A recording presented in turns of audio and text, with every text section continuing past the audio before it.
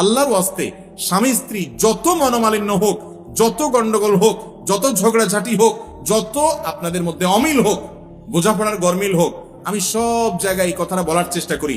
যারা বিবাহ করেছেন তারাও মনোযোগ দিয়ে শুনেন, যারা বিবাহ করবেন ভবিষ্যতে এখনো করেন নাই তারাও মনোযোগ দিয়ে শুনেন। আল্লাহর ওয়াস্তে মাথা গরম করে তালাক দিবেন না। তালাক এমন একটা ডেঞ্জারাস অস্ত্র, এমন একটা ভয়াবহ অস্ত্র, ছুরি এবং চাকুর চাইতে পিস্তলের চাইতে ডেঞ্জারাস। কিরকম? আপনি একজনকে ছুরি ঢুকাই দিলেন তার বুকে, ঢুকানোর পরে লোকটা মারা গেলেন, এখন আপনি জিব্বা কামড়ায় বলছেন, ও সরি, আমি আসলে বুঝতে পারিনি। এতে কি লোকটা জীবিত হবে? ঠিক একই ভাবে আপনার স্ত্রীকে রাগের মধ্যে মাথা গরম করে আপনি তালাক দিয়ে দিলেন। অনেক লোক ফতোয়া দেয়, যারা আলেম তো না, অনেক সময় মুসলমান কিনা সন্দেহ, তারা ফতোয়া দেয় রাগের মাথায় তালাক দিলে কি হয় না? তালাক হয় না। আমি বলি, তালাক কি কেউ মহব্বত করতে করতে দেয়?